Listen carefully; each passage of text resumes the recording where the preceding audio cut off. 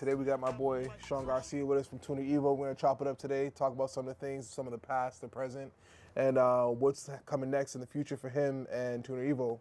So, starting with your role in the community, how did you even get into this, bro? Like, what was that like? So, I've always been like into cars and stuff like that. I grew up in Lawrence, Mass, and I originally got into like street racing and things like that. So, I had the little beater Civic and Yeah, chill at the car wash and street race and everything with all the hoodlums all night long or whatever. But it was just really cool, and it was just a passion, great friends, and all those people I actually came up with, I'm still like friends with now. yeah, So that's kind of what started it.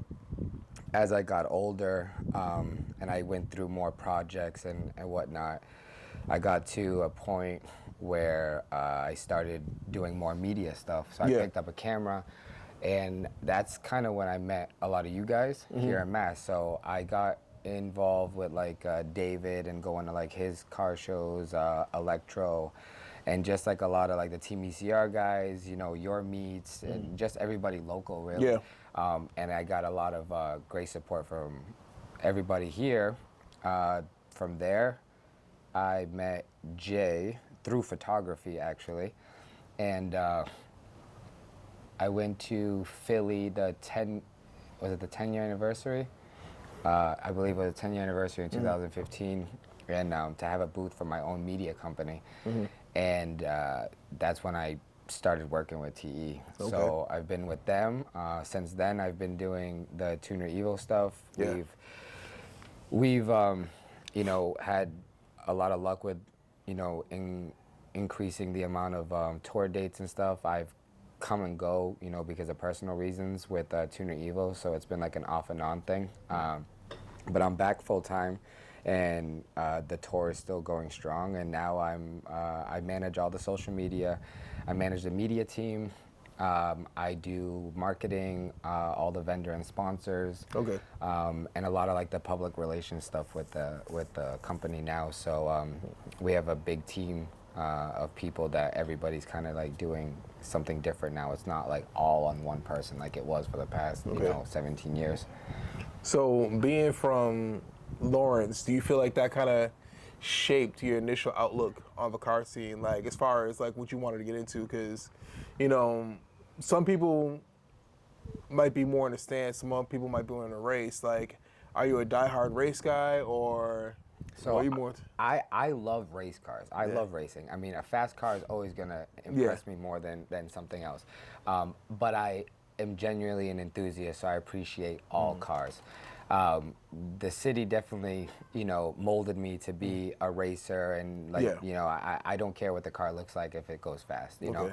But when it comes to all around, like, I have a big love and respect for all cars and all automotive stuff all the way around, from the classics to muscle cars, imports, stance, race, whatever it is. Like, if it's done the right way, like, I appreciate it. So what catches your eyes at the show, though? All right, so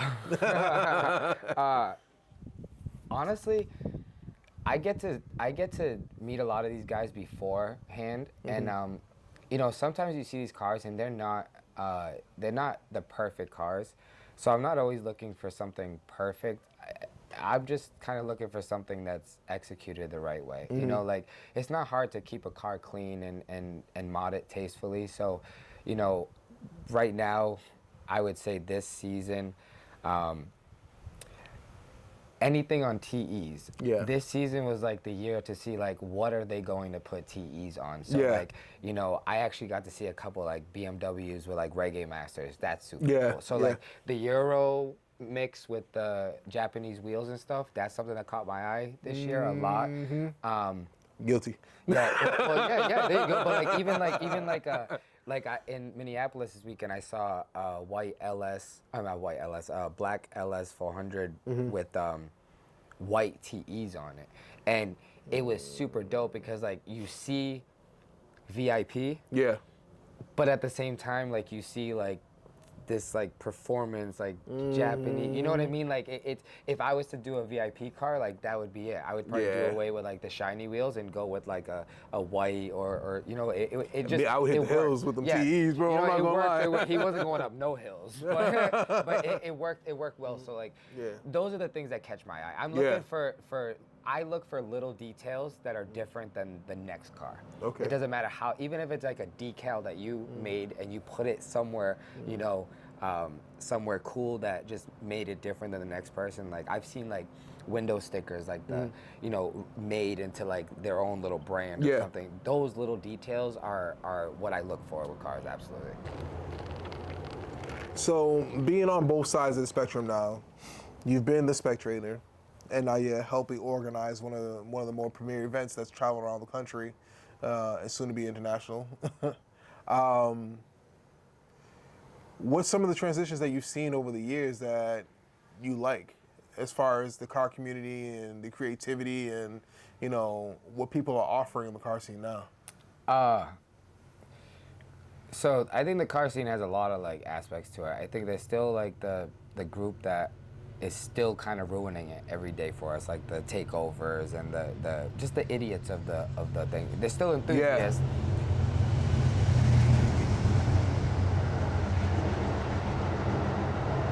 They're still enthusiasts and stuff, but they're doing it the wrong way, you know. And they're the ones that create a bad image for the rest of us.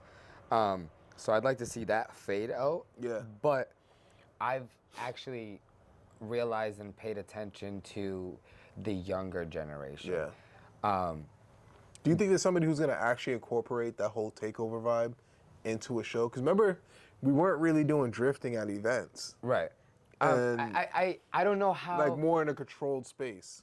I don't know how. I mean, but because at that point it would just be drifting. But that's what I'm saying. I feel like there are events, you know, that have like a drift pad for you to just go wild in and do all that stuff. I think that those dudes just they're bored and they just think it's cool to like just go out there and do their thing, you know. Like it's when so like I understand, right, what it feels like to be like in the middle of like an intersection and have a car drifting around. Like I thrive off that. As a content creator, like I love the more dangerous a shot is, like the cooler it is for me. Like I actually until you get clapped by a Charger. You know, but it is what it is. Like I've said it all the time. Every time I shoot a drift car, I'm like, yo, you drift, I'll move. You know what I mean? Like if you hit me, it's not your fault. You know what I mean? If I fall out of the van when doing rollers, like it's not anybody's fault but myself. But I thrive on that because sometimes that's how you're gonna get a better shot than the next person. So I understand the adrenaline and stuff, but when you're just having anybody and everybody, and you don't have someone that's used to drifting, and you don't have somebody that's used to running around cars, and not that I'm some professional stuntman, but I've done it enough, that's when people get hurt. You know what I mean? You see people like, you know, getting ran over and putting, like, what's the fire for? What's all, like, you don't have to destroy, like, the city in order to have fun, and that's the biggest problem. You know what I mean? Like, if they found, like, an industrial area, and you want to take over an industrial area where there are no traffic and there is nothing, I mean, it is what it is. Like, but then they lose the hype. Right. They lose the, you know. It's just, I think that's just a bad look for the community. You know, there's a lot of, you know, I've seen a lot of this year with a lot of new shows and meets and gatherings and all this stuff popping up. You know, there's so many events and stuff. Why are you just doing takeovers? You know, there's just so much. So I definitely think like that's a big transition. You know, with the like imbeciles in the industry. A lot more events, you know, smaller, bigger. Everybody's trying to take a swing at it. Some people are succeeding, and you know, bravo to them. Some people are not, and that's just the way that it goes. But then I also think that like media and the younger generation is definitely the most important part to pay attention to. A lot of these cars are I've met a lot of like younger kids in their mid-20s, early 20s, you know, with R34s and Lambos and all these like superb builds, you know, and we weren't doing that when we were that age. You know what I'm saying? Like, so that, and I'm realizing like there a lot more content creators. They're not Yeah. necessarily like videographers or whatever. They're all like, these car guys are content creators. So like now when I work with them, it's like I give them work and then like they're giving me like behind the scenes, and they're all Yeah. like really dope. So like that's been a big transition that I've realized too, like the amount of content that's being put out by the industry and the culture and stuff. So, to me, TE personally for me has always been a definition of quality over quantity. Now, as time's progressing, I mean, obviously, I don't want to be like one of those old people like, oh, things are changing. These things, obviously, things are going to change. And that's why I feel like a lot of people are lacking in the scene right now. Things are changing, whether it's fashion, clothes, food, weed, everything's changing, bro. Right. Like, nothing's the same. And then you have the old heads who are complaining about how, like, you know, back in '02, we had these sets of morals and things like that. And it's great. You can carry those traditions, but we're evolving as a community along with everything. How do you feel about the quality over quantity right now with events and with cars? There's still quality. Unfortunately, the quality isn't over quantity as much anymore. I don't think that people are building as in depth as they like the OGs. Do you think it matters though? Yes and no. So I think that the OGs need to stop complaining Okay. and crying about things, and they need to nurture our younger culture and show them, like, you know, if you like, I actually had an interview yesterday with an OG. He's an OG in the Midwest. He travels everywhere, and when I talked to him about his cars, I realized like his two dope, you know, spectacular cars he's had since 2016, right? So that's a long time. Yeah. All right, to build this, you know, VIP car and this race car, you know, where you have younger generations that are buying a Lamborghini, but still, and then they're still putting wheels on it and stuff. So like, the Lambo's expensive, the wheels are expensive, the twin turbo setup is expensive. You can't shave a bay in a Lambo, right? So like, you have to respect that this young kid has the finances to do that, but it's just nurturing them into being the same type of enthusiast as the morals and the values that we grew up with is teaching them that. That's I think the biggest problem. When you have old heads crying about not winning a trophy or anything, all you're doing is enabling the young crowd to just. How do you feel about the trophies though? I don't care about trophies. Yeah? To be honest with you, if you build your car to win a piece of plastic, you're building it for the wrong reasons. Like, well, I've always told people from my perspective, like, the way how trophies to me, and everybody, it's not, my way's not, you know, the way of God, whatever, but it's, what the way means how I more look to you? at it, Let me ask you. I'm gonna ask you a question. What means more to you, right? If I give you a piece of plastic at a car show, right, or you parking your car at Walmart and a bunch of kids coming over and be like, "Yo, that's so fucking cool. That's a cool car." well, that, but the thing is, though, way how I viewed trophies always has been like, you brought your car out to the show. Your car caught my eye, and I'm gifting this to you to say thank you for coming out. Right. That's what I've always read. Not like, oh yeah, clout chase, whatever. I thought trophies, for me personally, was always a personal gift. It's an award. Yeah, That's what say it is. like, You do say like, something, yo, it's an award. But like, they've made it into like a dirty competition where I have seen people lose and then cap on the winner's car when it's not the winner's fault. You know what I'm saying? Like, that's the problem. Now you're shitting on another enthusiast and his build because you won. Either now I'm gonna go tick for tack and show you why you lost, or we're just gonna ignore it. But that's the problem, is that. Oh, they don't want to do that. But that's they don't want to know why they lost. But that's the issue, is because like we have a big issue with like trolling. Like a lot of younger kids now are all into trolling and talking shit and all that stuff. Yeah. So when they see that, that's the wrong. Like that's the wrong. We have the ability to nurture and mold the young kids. My son's 17, and that kid is more of an enthusiast than some of the adults that I've been in the industry with forever. He knows a little bit about everything. You know, every culture, from, you know, drifting to racing to kanji to stance to, he just knows about everything. You know, I mean, he points some things out and I'm like, bro, how do you know that? That's what we need. You know, he's been raised at the racetrack. He's seen us, you know, we've taken him to muscle car meets, we've taken him to, he works Tuner Evo with us, you know, he's grown around all of it, and he's a real enthusiast. He loves all of it, you know, and that's where we all should be doing with these, you know, whether they're your kids or not, like even the young kids, like every young kid that pulls in and's got a dope car, I make it a point to go talk to them, you know, see what they do, like things like that, you know. Yeah. I just met this young kid in Minneapolis. He's got an R34. I shot the car yesterday, hit him up last night, and I was like, yo, get that car registered. Like, I want it in Minneapolis, you know? And he's like, I'm selling it. And I was like, what do you mean you're selling it? He's like, yeah, I'm getting a Porsche GT3. He's like, I'm going to whip it up before Tuner Evo. Yeah. Mind you, our Minneapolis shows in 3 weeks. So the kid's going to get rid of his R34, and he's going to get, and he's almost half my age. Yeah. You know what I mean? And I'm like, all right, props boy, to him, you know bro. what I mean? Like, I'll be here. I'll be waiting to see it, bro. To see it, you know what I mean? But that's what I mean. Like, that's where we need to be, like, motivating these kids and doing that, you know? But it's always easier to criticize than contribute, though. And that's what a lot of people forget. Because anybody can sit there and say, oh, the scene's trash, the scene's trash, the scene's trash. But you got to realize that we are the scene, and nobody's more in control of it than we are. When somebody says the scene's like trash, like, it's just, that's such an irrelevant, like, statement, because it's there's a trash part of everything, but like when somebody says a scene's trash, like, why do you keep coming back then? But the thing is, though, is it the scene's trash, or is it your scene is trash? That's what I mean. That's what I mean. You need to look at where you're, you know, like is it the people that you're surrounding yourself with? I literally travel almost every week, and I get to see cultures across the country everywhere, you know, and every culture is different. I have to get used to it. Like, Minneapolis this week was just like a whole different world for me. I really had to learn and really pay attention and get to know how it is, because it's completely different than anywhere else in the country.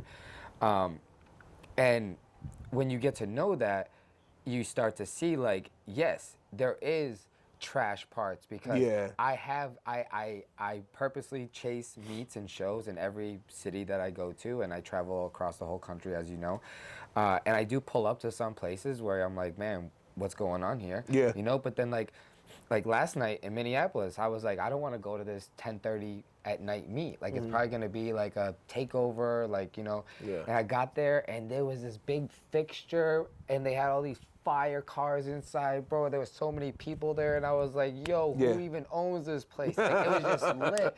And they actually invite the police. So in the Midwest, I guess they're having a really big issue with takeovers and stuff, Chicago and stuff. Yeah. We had a kid leave Chicago and crash into a tree like an idiot.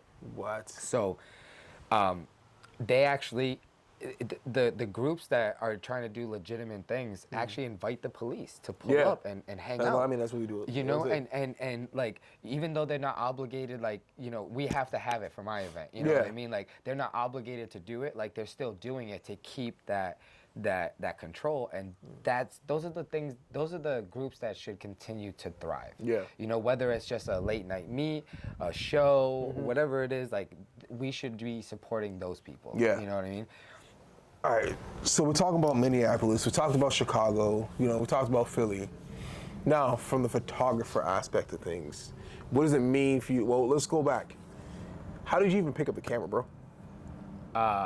So, like, how did you, like, what was like? All right, so the truth is, my grandfather had a big part in raising me, and I grew up calling my grandfather the paparazzi. I don't actually think I've ever actually told anybody this, but so I used to call him paparazzi because he was just in everybody's face, like when it was film cameras, like he had so many albums and albums of pictures, because he just documented everything in our family, you know, of holidays, everything. So growing up, I used to travel with him and go to Canada and you know, different places, and he'd give me his film camera, and I would just like click away, not understanding that it was film. Yeah. So I would just be like bang, bang, bang, bang, bang, bang, and he would take it away from me and be like, you can't. So he like taught me, you know, me how to do it. And over the years, I would just take more pictures, and then I became like, when he wanted to be in the picture, like I'd be the one taking pictures. So it was just something that like I had a connection with him more than anything. And then fast forward to when I decided to go back to school years ago for business management for a little while, and I had to pick an elective. and I figured photography was the easiest one. Yeah. When I, which I failed actually. Oh my God. Which I failed, but so I took photography. Then I was surprised because I had to buy a camera and shit. So I was like, oh cool. So now let me go buy a camera. So I bought a little like D3000 or whatever. Oh, the Nikon joints, yeah, I remember them. Whatever, the little kit lens and stuff, and I just started taking pictures. And one of the first cars that I took a picture of with that camera that got the most recognition was Salik's Scion, the little blue and white one. No, the Remember? XA or the XB. Yeah, I remember that. I remember that. Yeah. That one. So I had taken a picture. I think it was in Rhode Island at a meet that we went to, and it got put in Performance Auto Sound Magazine, Pass Mag. And from there, so it was crazy because I was like, I wasn't a photographer. I was just chilling with the guys. But that was the IG Forest though, getting you featured in a magazine, so at the time, bro. Like I didn't even really know Salic and stuff. I had gone there with like the guys, like my own friends, because it was a dyno day. That's what it was. But I took the picture, you know, knowing like these were the guys like in our community. So I went to Pass Magazine. I think that was the year that it was the. What is it, the Tuner Battlegrounds that they do? Yeah. That was when he won that year. So that was the picture that which was a big thing, bro, because, so that was a the lot of got people him entered into the thing. So from there, Randy from Pass Mag, well, he was formerly with Pass Mag, actually reached out to me and put me on their staff.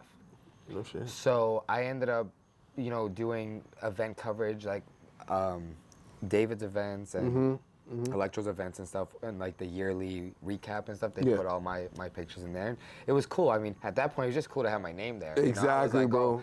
So it just kind of blew up from there. I started, the cars was fun. Then I started shooting models, and I became like good at that. How was that transition? Because for me, like, I feel like as a photographer, shooting cars, it's sitting still, it's not moving. It was hard. Once you get the light hitting it, it's cool, but portraits, bro, like skin tones, all that shit, like. So it was super hard. The transition, I started shooting families first, so because I wanted to make extra money, so I was shooting like family portraits and stuff.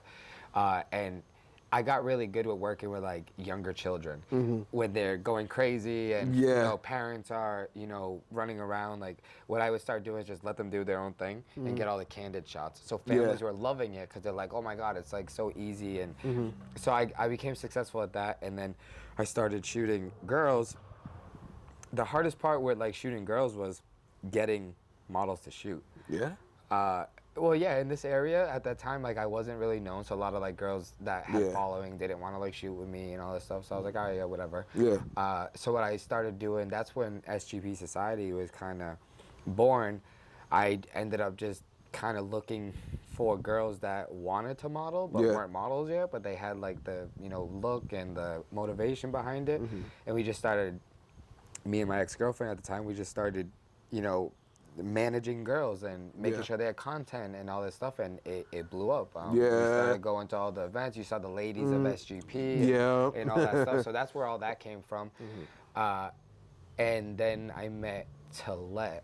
And that's when like my model stuff really, you know, blew up, because I started realizing like, fuck what everybody else thinks. Like as a photographer, and this is like for any creator out there, like whatever you think is art is what it is. Like nobody can tell you like this is a good picture, this is a bad picture. Like if I want to lighten this photo up and make it grainy and add red streaks through it and throw a paint splatter on it, like that's my rendition of art. You know, so there is no good or bad photos.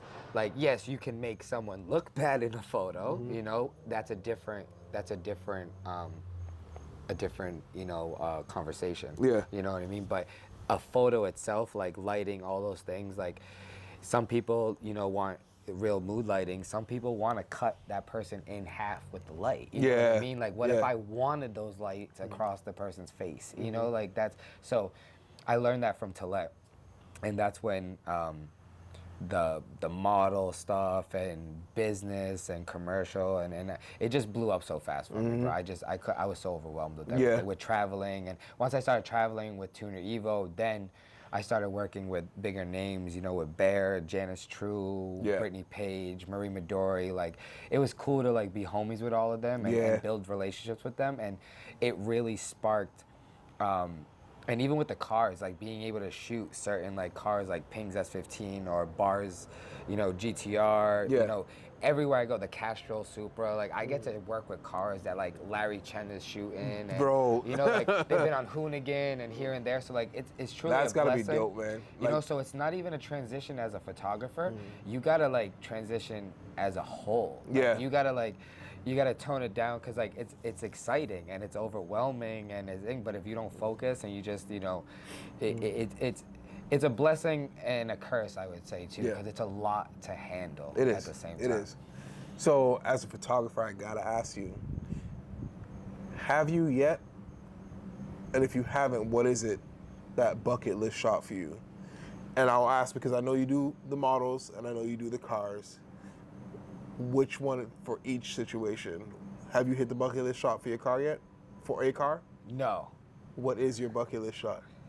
My bucket list shot is actually to stop a car. Because I'm from a street racing background, I'm not, so worried about stopping cars on the highway. Yeah.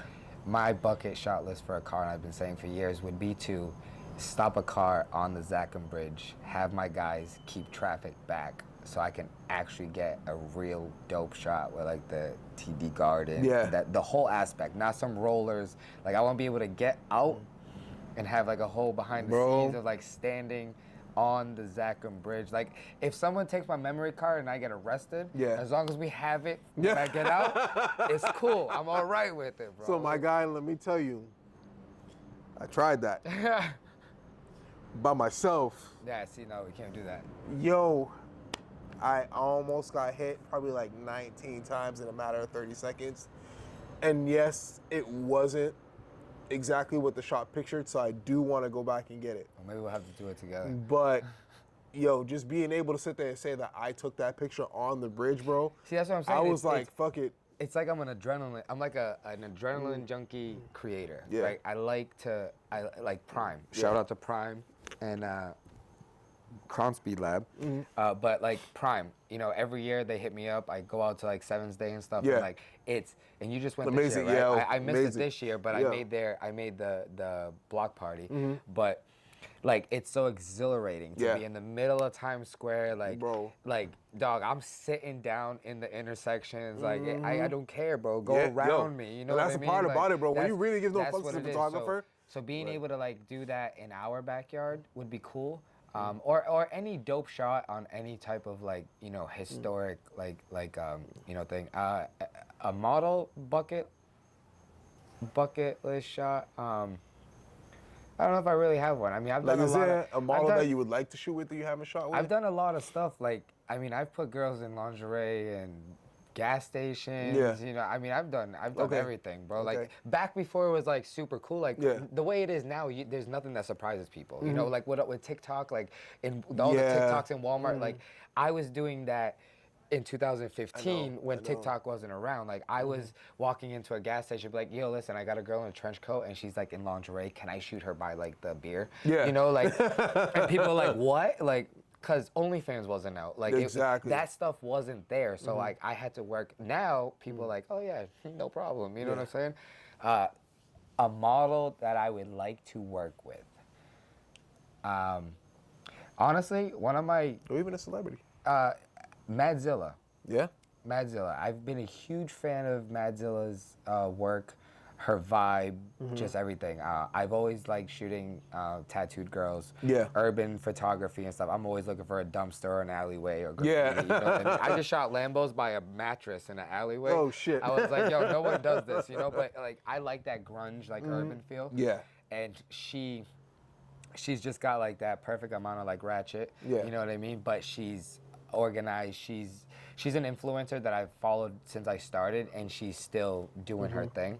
So she would be somebody that that I would like to work with, which I almost did one time that I was in SoCal, and our schedules didn't line up. So I will make that happen. That'll be. So as a photographer, you know, we see a lot of behind the scenes things and we have a lot of tools. But I will say, what's bigger right now in your eyes, the car community or social media? Social media. Yeah. Social media is definitely bigger. If you can get a grasp on social media, like, not for nothing, but like it's not a secret. But as somebody that promotes, as an event promoter and stuff, I seek, not only because the car is dope, but we seek car guys that have large followings. Yeah. Like I was telling you earlier, like content creators that have the cars, you know, Yeah. because we want that reach, you know. So social media, unfortunately, has a little bit.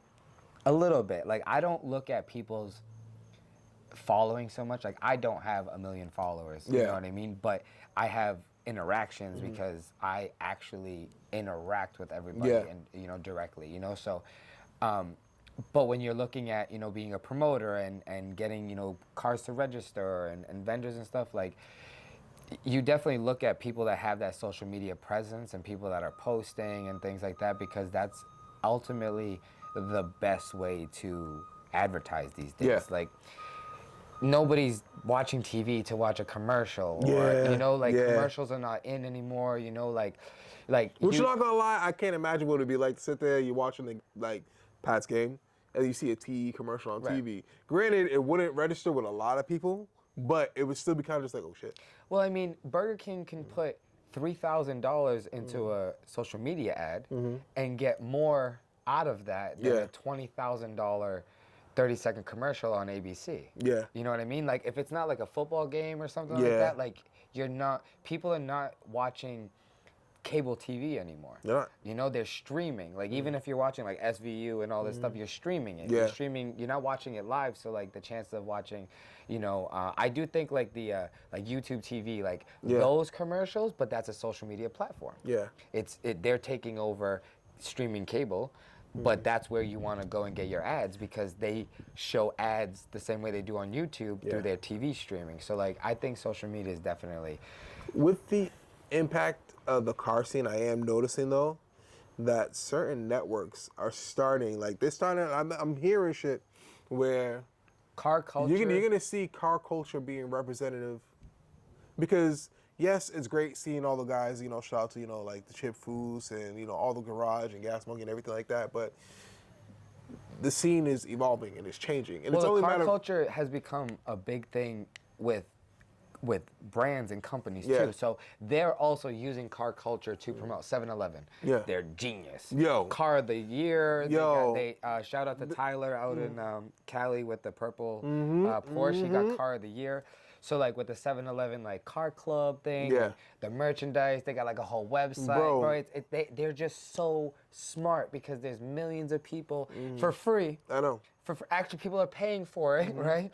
But they have millions of tags, because everybody's going to a 7-Eleven, taking a picture in front of it, hoping that it gets shared. And we know 7-Eleven was down for a while. You know, because it was 7-Eleven, they brought it back. Tedeschi, You know? And 7-Eleven, Tedeschi. Speedway is trying to do it, but they're not catching on as much. No. Like, so it's funny, because I actually did a video at a Speedway, Yeah. and they hit me up right away and was like, "Do you mind if we share this and everything?" And I was like, "Yeah." And after a couple of days, I was like, "Yo, share it. I'm going to 7-Eleven, fam." You know. but you see, you do see like a few years ago, you know, when I first started. So I want to say like maybe 2016, 2017.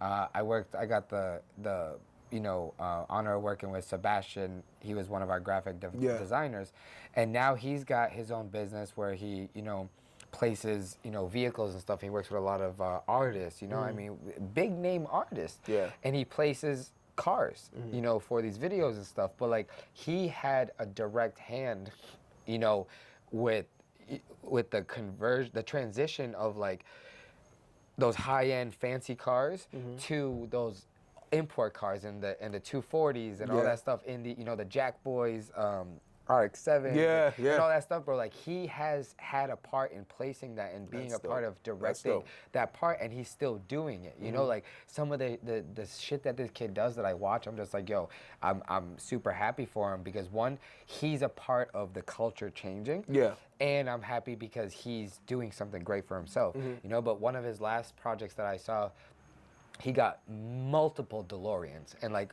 15, 16, maybe more DeLoreans, and they had to wrap them all in black for this one video.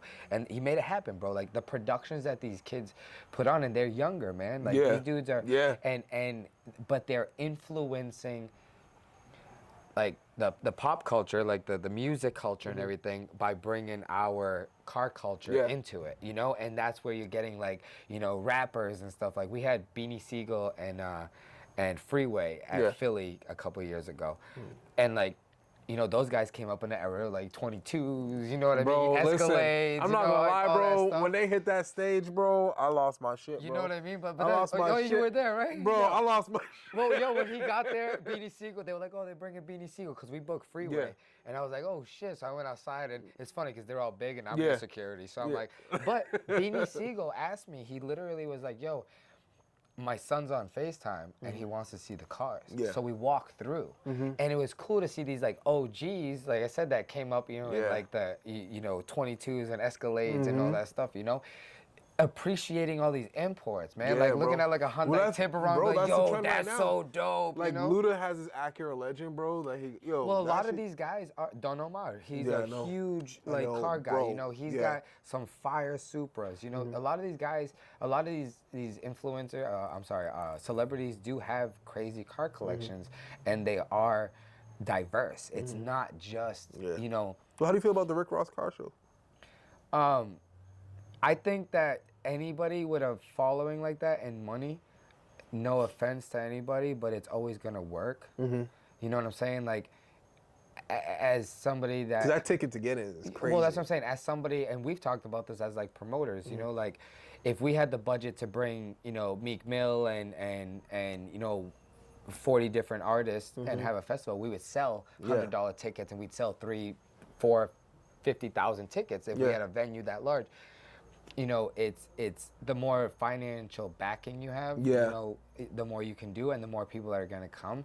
And there's more room you can bounce back for error, because even if it fails that first year, you're like, all right, cool. I cut Well, lost he's some rich money spent. already. Yeah. So, that's So the it's like thing, you're good. There's a Like- big difference between like, you know, us as a you know, a bunch of partners trying to throw on an event and, you know, spending, you know, tens of thousands of dollars to put on an event, hoping that, you know, people register, hoping that people come, because it's all, you know, we're spending money to make it happen, but if it doesn't happen, like I say this all the time, like if we only get half the capacity of our building, we still have to open doors. We're taking an L, and half those people are having fun. You can't shut down half the people for it, and that's a risk we take every time. Rick Ross, no offense to him, but one, I'm sure that he just pulls up. He's not an event coordinator. You know, I'm sure he's got a big like company that's doing it, you know, and there's no, you know, expense spared. You know what I mean? So it's always gonna look successful no matter what. You know, like we don't know the actual numbers or whatever, and like I said, like Meek Mill sells out, you know, an arena by himself. When you have a car show, and it's all that's like, spectacular, it's why wouldn't But there's a lot of you these pay? guys that's doing it now. Like you have, I remember before it was like Flex, Right, but now you have Envy, right, you have 50, right. you have Ross. Yep. And then even there's other artists that host it, which I'm not knocking them, but you know, there's not a lot of room for a lot of true car enthusiasts to actually They aren't find car their culture. space. Yeah. They're not car culture. That's the thing. We live in these streets. Yeah. You know what I'm saying? Yeah. Like we touched down. You know, I just spent the last 2 weeks. I landed in Chicago early, and as soon as I landed in Chicago, the first 2 days I was in Chicago, I shot maybe 7 or 8 cars, and I met at least 50 locals. Like we spent all day, all night together. No sleep, nothing. Like that's we're in these streets, you know what I mean? Tuner status, Electro Import Evolution, like we're out here. Like Electro is one of those dudes I will always say, like he is the epitome of being in the streets. He's hood, he's ratchet. I love him. You know what I mean? Like he just has that don't give a fuck attitude, and that's the one thing that I'll always respect about him. But it's because he is for the culture. Like he does not give that look of like he's doing it for money, like Rick Ross and all them. You know what I mean? He's doing it for the culture. Like he may be able to change something or whatever, but he's happy and he's doing it for the people, and that's the coolest part of it. So. Yeah, that's my opinion on them. They're not out here interacting with the people.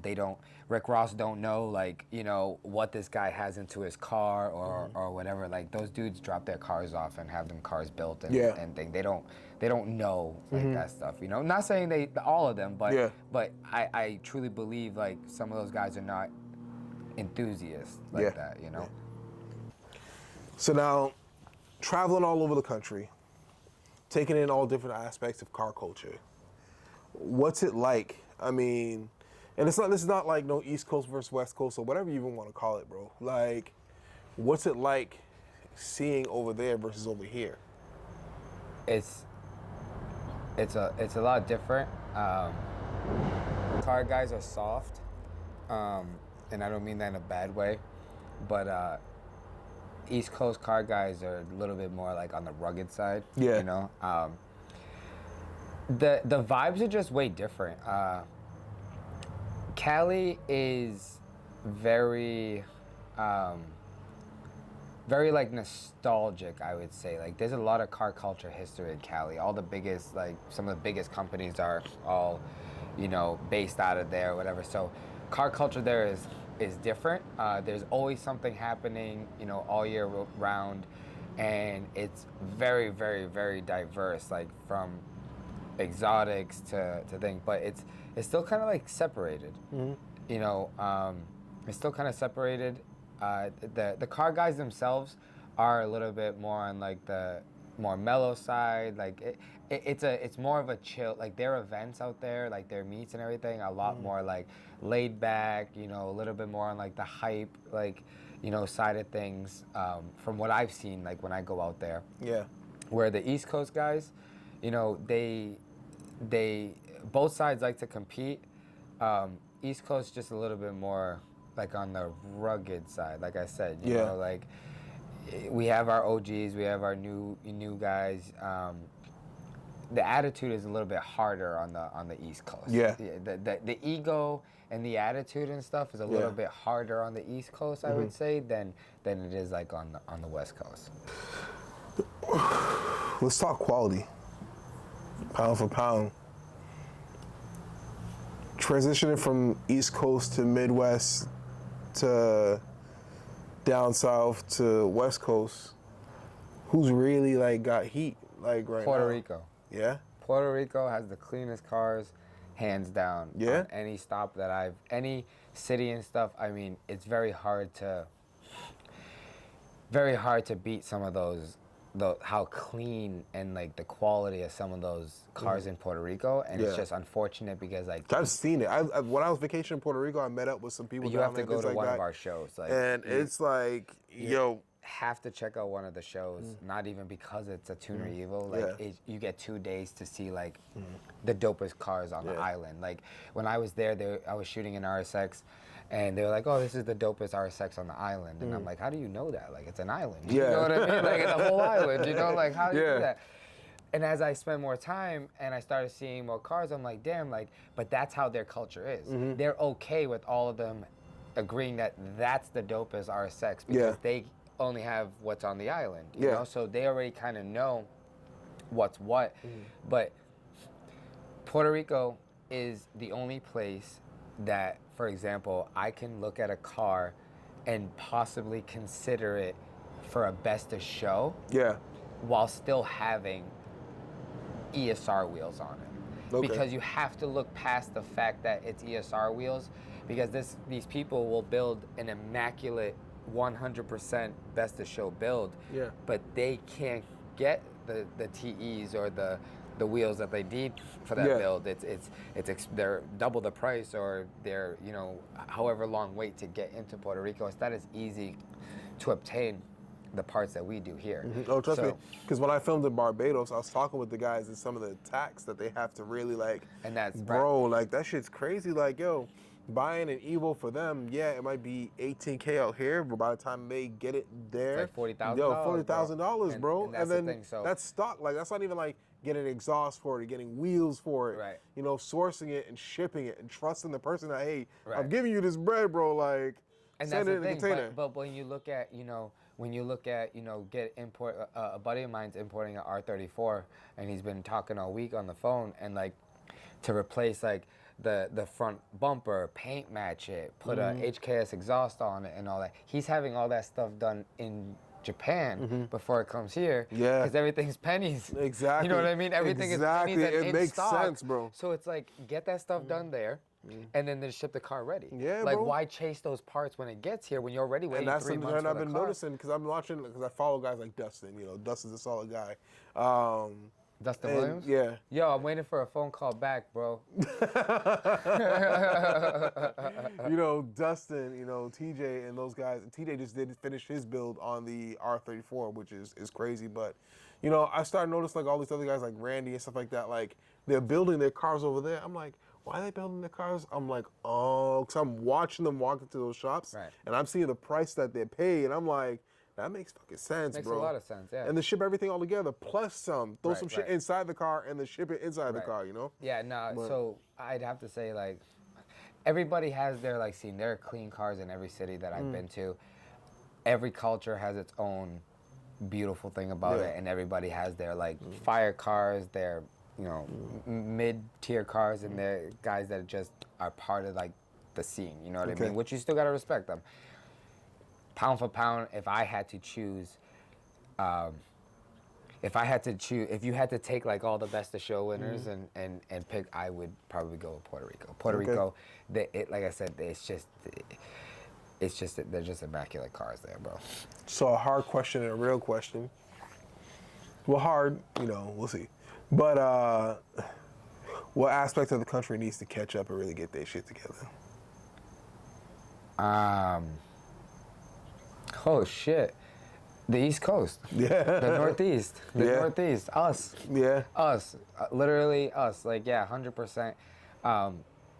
I came up in this area, and I literally love every single one of you guys. Like, we've all worked together. We've all like done something and supported each other one way or another. Like, Yeah. I into the Fuddruckers meets. Like, I've actually had a booth there with like Electro and stuff. You know, so we've all seen the Northeast at its epitome. You know what I mean? Like, But I feel like the epitome was but how many years ago, it disappeared. That's what I mean. So And the I'm cars- tired of, I'm not gonna ride the COVID wave any much longer. No, but COVID's been like fucking bro, like 3 years ago, everybody bro. needs to forget like, about like that. COVID like, happened, bro, and look how some people are everybody bouncing keeps back. bringing it up like it was like 2 weeks ago, and I keep always remembering like it was so far back. So Yeah. like, stop complaining about that, because some people didn't even stop during COVID. Yeah. So there's no excuse. I know, like T, because I remember the TE did conversations not- with you guys, like it talking wasn't, with Jay and stuff. It wasn't easy, but TE didn't stop. Like, continue to try and do whatever it was, no matter how little, just to stay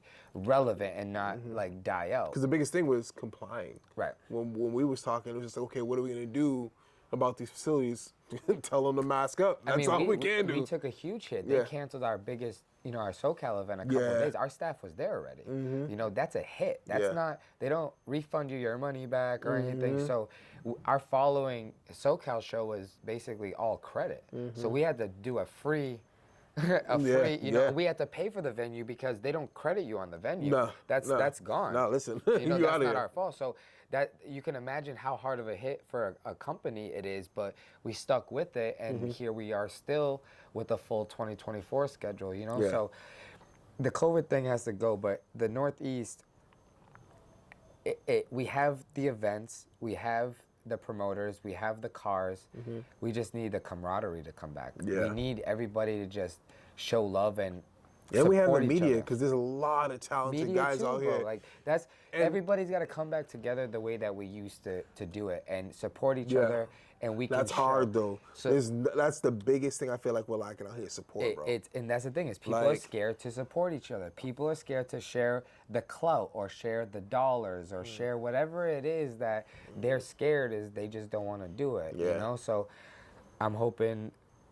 Because next year, my biggest thing is supporting more photographers and porting more work. Because as I'm transitioning from the events, because if isn't it clear now, then I'll make it very clear. Like the events aspect for me in this chapter of my life, due to family and everything like that, that's really honestly coming to a close. You know, and I love the time frame that I grew up in and was exposed and met a lot of people and everything like that, but that chapter of my life is slowly closing, and I'm transitioning to a new phase where it's more media and production and lifestyle and culture and reporting and things like that. And I want to highlight a lot of, photographers because we have some talent out here, and a lot of people don't give them the recognition. So I've actually, over the years, that's always been like really important to me. Being in Puerto Rico, I spent a lot of time out there, and I got to meet, everywhere I go, I meet creators and stuff, but somebody that really got closer was Dwarf Media in Puerto Rico. Kid's a beast. He's got so much drive and motivation, and I've always wanted to support other creators because if it wasn't for the support that I got from, people and other creators and stuff, I wouldn't be where I am today. So I remember what it was for like car guys and models and people not wanting to shoot with me. And this is one of the conversations that I had with Christian. Yeah. So like after talking to him for a little while, I ended up creating, which a lot of people have already seen, the creator department. Yeah. And it's basically made to just support other creators. Yeah. We're gonna collab with creators. We made a collab T-shirt with him, which we sold out already. We take over all over the overhead. We put the design work together. We put it on our website, and we collab, based on that other artist. And then we break that artist off with a percentage of the sales, and they get something from just being a part of that there. So eventually we'll have multiple collaborations with other creators, and that creator department will be based on just, collaborating with other creators, models, influencers, whoever it is that want to think. We have a couple other ones with a couple other brands from Puerto Rico coming out. So that's something that's been important. Another thing that I've been doing with media people is looking for young outlets at our events. I met a young kid out in Minneapolis this weekend. He's 14. Kid was at one of the meets, and we were just like shooting the shit and everything. And he's like, "This is so cool." He's like, getting to like meet like Tuner Evil, and I'm like, "We're just regular people, bro. Like we're just regular, like I'm just some old ass car dude." You know what I mean? Like, and just to see his excitement, man. Like, we ended up talking to his mom and getting one of the guys with a Supra to be able to pick him up and take him out till midnight. She gave him to midnight. So we put him in the van with us, and we had an R34, we had a Supra, we had a bunch of E30, we had a bunch of cool cars, and this kid just had the night of his life, bro. Like, he's like, I'm gonna send you all the content, and I told him, I was like, yo, I'm gonna put your content with mine, and we're gonna make a movie, and I'm going to feature, so he's just excited about that. But to be honest, he didn't even realize that I put my camera down. I left the whole night. I don't know what his content looks like, and I don't care. I left last night's shoot up to him, and that's the thing is like we don't, because I know what it was to be turned down. So now, like, whatever you want to call it, like the clout, my resources, fame, whatever the hell people want to like call it, the thing is that people don't say no to me or Tuner Evo. I love when I'm like, hey man, I'm from Tuner Evo, I want to shoot your car, and the way people's eyes light up, that's enough for me. I love that, like to make people's like days, and then to be able to include another creator that these people may say no to or not give an opportunity. We're creating opportunities now. And now when we leave, they're friends. This is a creator here that you should be working with. You shouldn't be waiting for us to come here. You should be working with these people. So now guess what? this guy's my little shooter. So if you want to be on our thing, you have to work with him. Yeah. And that's how we're going to create better content creators because they need the practice. They can't. I was shooting shitbox like little Civics at the car wash. Everything and anything, Nobody bro. likes that. It's not that nobody likes that. People do like that, but that's not how you grow as a creator. When I started shooting cars like Saliks and Chris's and all these dope ass cars from ECR and you know Peter's, you know, Accord, you know, I was getting, shout out to Peter, you know, man, but yo, I love you guys for that. Like, these guys made sure to hit me up and be like, yo, I need pictures for, you know, this or that.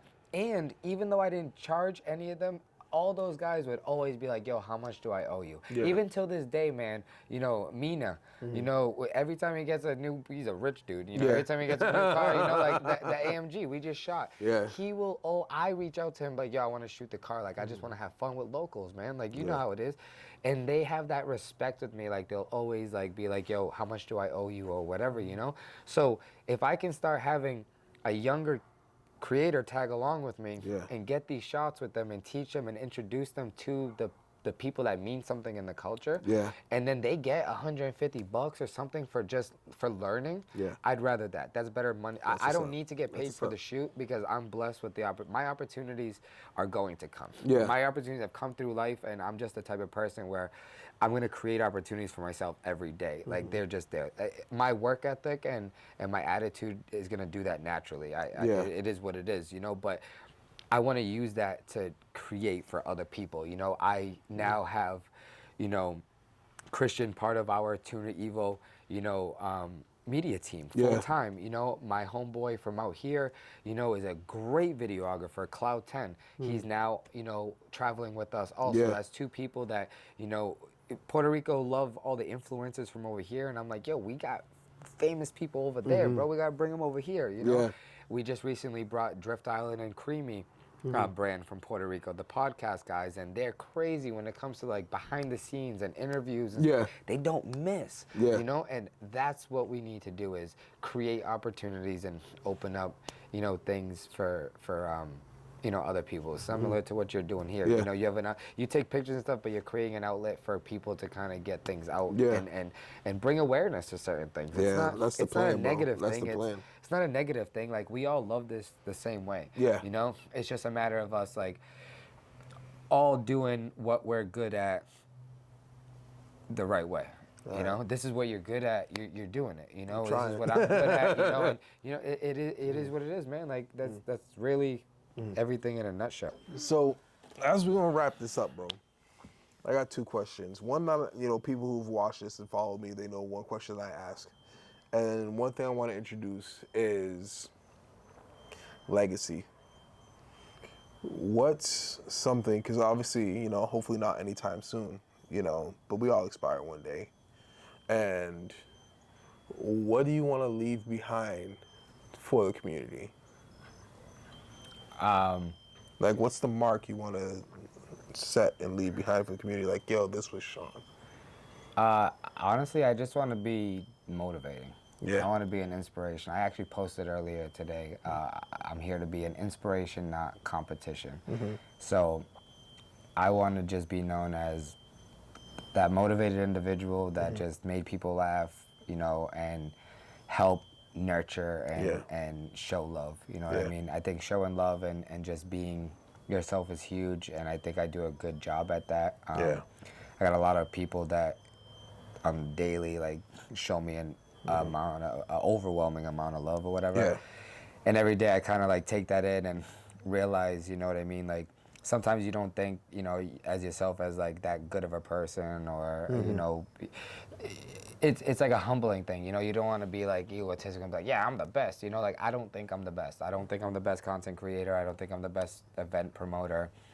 I'm not the best father. I'm not the best anything. You know what I mean? But I try my best every day, and I show people love. I do what I have to do for everybody, and that's gonna be my legacy. I think that's gonna be what people are gonna always remember me by, is the energy and the motivation and the definitely energy, bro. The inspiration. Because when you on that stage, bro, and we already like, you know, 6 hours in, and everybody's beat, and they're like, yo, I'm ready to go home, and then here you are to recharge. And that's And what it that's is. dope. It's like Bear's done that. Bear's really helped me with that a lot because I never actually got on stage, and then Bear was like, put the mic in my face, and I was like, yo, what are you doing, bro? It's not me. And then like every time more and more, and now like we have such a great like energy together up there, and but yeah, man. But it's like, natural. It's dope because I've seen it firsthand from the outside at Philly. When everybody's interacting with each other, it's not scripted. It's very natural. raw. We You know what I'm saying? genuinely have that love for each other, and we're genuinely friends outside of this event and everything in this industry. So like that means a lot, you know, and that's what it is, man. It's I can go days without sleeping. I can go days without eating, and it's not healthy or whatever. Yeah. But I have this gift of being able to like take a deep breath and like have at it. I could want to like sit down and die, but I can keep that energy going until I can just cry in a room by myself. And final question to you, as an enthusiast, what was your year? What would you feel is, for you personally, the best year for the car scene for you? For me? For you. What year was it? What was it like for you? So I got to point out two things. Me personally, I think that it was 2019 was when I actually bought my my brother's original race car back, and the black coupe that everybody knows that we race. That was definitely the greatest year for me individually and with my brother. Because What was it like taking that home? It was awesome. So it was always home. The car was always home. He sold the car to one of our best friends, and he still drove it and maintained it. And then that car got put in a storage for a long time, and then I bought it back. So it kind of never left. It was just there. Yeah. We just overhauled it when we got it back. And that year was just the most fun I've had in a long time. We came out, we went fast, we broke personal records, we did exactly what we were consistent. We won IFO, we won H-Day. Our circle of friends just came back from like, it just worked all the way around. My niece was born, you know, my son got to see his dad like racing, like it was just. So life was lifing. Yeah, we were on like a high, bro. Like the community, like it was just, it was awesome. And from even just from that 1 year, like we did so much that 1 year that we still have such a big respect and love like in the race community, and I love those guys for that, you know, because there are guys that are going super fast and doing their thing, you know, right now, and they still treat us with that same type of like respect. In the culture as a whole, I'm gonna have to say this year. This year? This year, because the car culture community show, everything has gone through a lot. We've been beat up with COVID, with the uprise of other industry, you know, car show companies, and you know, teams trying to have like events and takeovers and everything. And I think that with all of these like trials and tribulations over the year, no matter good or bad, it's still alive and well this year. Yeah. I've had a lot of fun. I've seen a lot of positive energy from people, from brands. Which is needed. And I think that this year is like a relighting year. Like I think that slowly everybody's coming back and realizing like if we work together, we can have, you know, a great industry again. So this year is definitely the year. Okay. All right, guys. Appreciate it. Well, first and foremost, appreciate you, Shaun, for coming through and blessing us. Appreciate you guys. Thanks for coming through for this episode of Tuna Status. You guys know the vibes. You know, stay up, stay blessed. Until the next time, peace. That was.